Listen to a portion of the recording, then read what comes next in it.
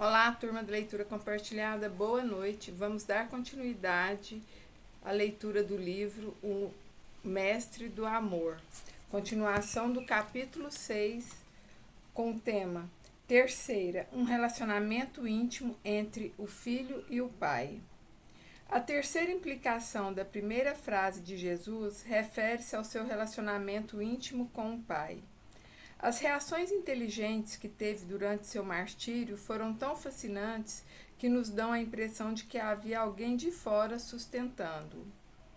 O carpinteiro de Nazaré tinha trânsito livre com o autor da vida.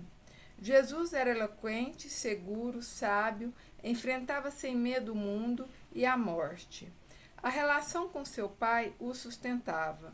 É difícil a psicologia interpretar a relação entre o Pai Deus e seu Filho Jesus, porque dispomos de poucos elementos.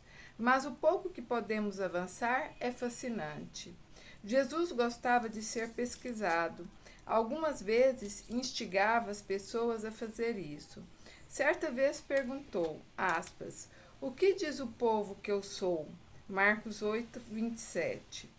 Outra vez questionou os discípulos, aspas, e vós, quem dizeis que eu sou? Lucas 9, 20. Ele não queria seguidores cegos, mas pessoas que o conhecessem e que por conhecê-lo o amassem. Você gosta que as pessoas procurem saber quem você é ou se considera intocável? Você tem coragem de perguntar para seus filhos, amigos e colegas de trabalho o que pensam a seu respeito? Quem não nos conhece profundamente não tem condições de manter uma relação íntima e afetiva conosco. O amor não é cultivado em terreno intacto, mas em solo explorado. Veja os segredos que norteiam a relação de Deus com seu filho. O pai era invisível. O filho era visível. Um procurava agradar o outro. O filho elogiava constantemente o pai. O pai dizia que Jesus era seu filho amado. Mateus 3,17.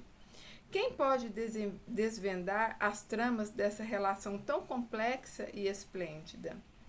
O diálogo entre o pai e o filho nos bastidores da cruz beira o inimaginável.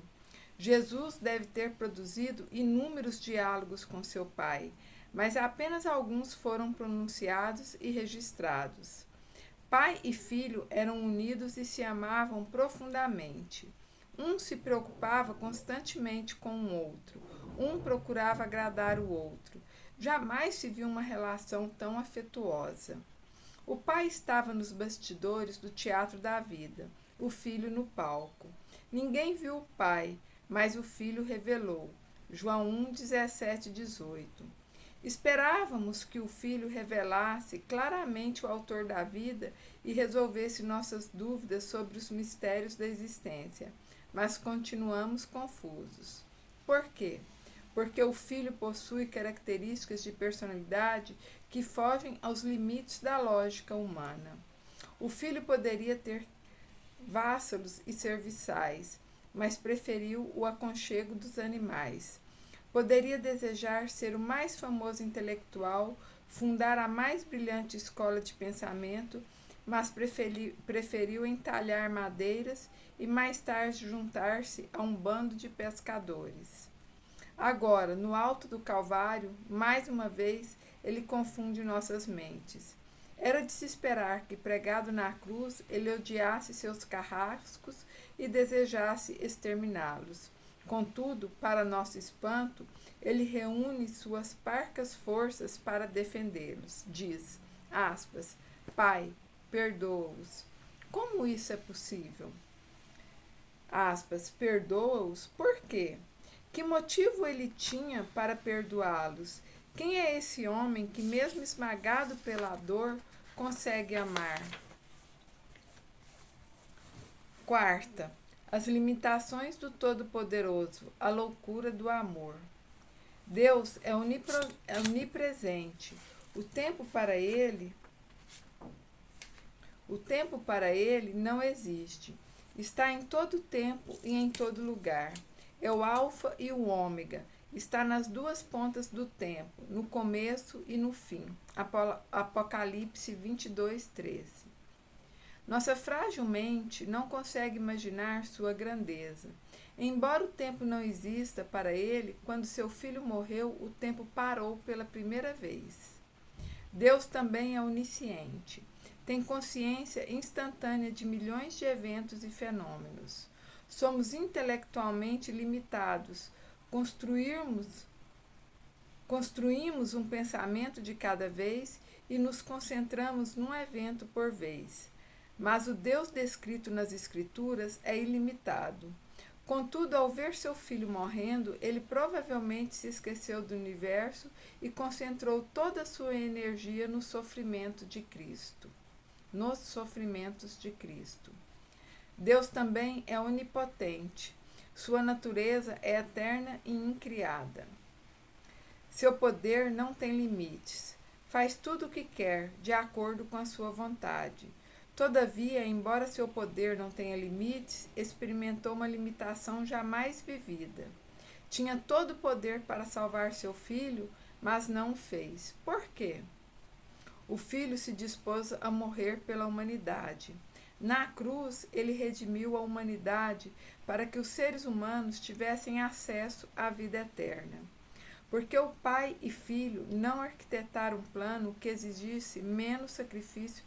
Porque pai e filho não arquitetaram um plano que exigisse menos sacrifício dos dois. Porque sofreram até o limite do inimaginável. Não há explicação científica para isso. O amor é ilógico. Se alguém que você ama estiver sofrendo, talvez você cometa loucuras de amor para salvá-lo. Quando analisar a dor de Maria e a preocupação de Jesus com ela, contarei uma experiência na qual uma de minhas filhas correu risco de morte. Assisti à cena e vivi o ápice do desespero. Pude entender um pouco a dimensão incompreensível do mundo do amor. O amor é o único sentimento que nos leva a esquecer de nós mesmos e nos doar sem medida.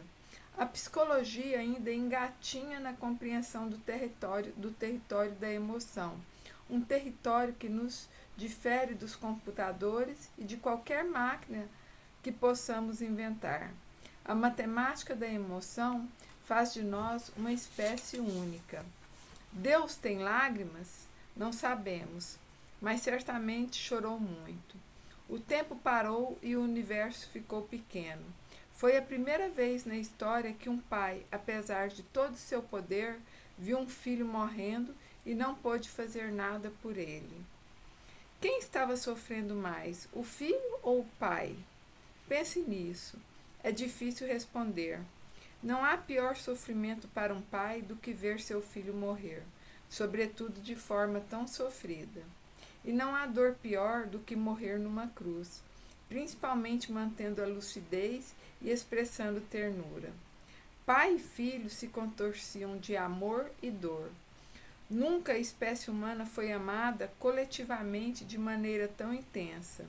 Se homens e mulheres se amassem desse modo, as lágrimas de dor cessariam e as de solidariedade irrigariam os solos do mundo.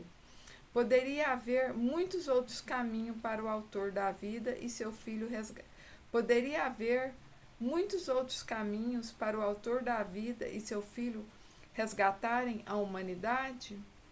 Tenho limitações para dizer, mas é possível afirmar que, para justificar a humanidade, eles escolheram a mais sublime forma de amor.